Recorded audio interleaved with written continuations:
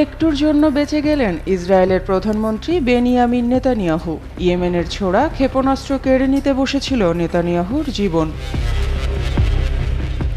ইসরায়েলের রাজধানী তেল আবিবের গুরিয়ন বিমানবন্দর লক্ষ্য করে সরাসরি ক্ষেপণাস্ত্র হামলা করে ইয়েমেন।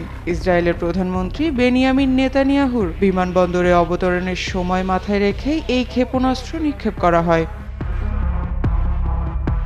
২৯ সেপ্টেম্বর ইয়েমেনের সশস্ত্র বাহিনী এক বিবৃতিতে জানায়, হামলার জন্য ফিলিস্তিনি ২ ব্যালিস্টিক ক্ষেপণাস্ত্র ব্যবহার করেছে তারা। নির্যাতিত ফিলিস্তিনি জনগণের সঙ্গে সংহতি জানানো এবং গাজা ও লেবাননে ইসরায়েলের চলমান অপরাধযজ্ঞের জবাব হিসেবে চালানো হয় এই হামলা।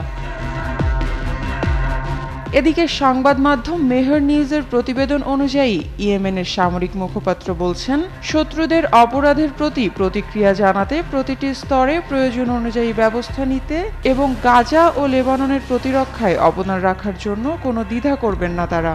গাজা ও লেবাননের বিরুদ্ধে আগ্রাসন বন্ধ হলে তবেই তাদের অভিযান বন্ধ হবে। ইসরায়েলের ভয়াবহ বিমান হামলায় লেবাননের রাজধানী বৈরুতে হিজবুল্লাহ নেতা সায়েদ হাসান নাসিরুল্লাহর মৃত্যুর একদিন পর এই ক্ষেপণাস্ত্র হামলা চালালো ইয়েমেন। হিজবুল্লাহ নেতার মৃত্যুর পরও গাজাবাসীর প্রতি সংহতি জানিয়ে এ যুদ্ধ চালিয়ে যাওয়ার প্রত্যয় জানিয়েছে হুতি আনসারুল্লাহ সংগঠনের সদস্যরা।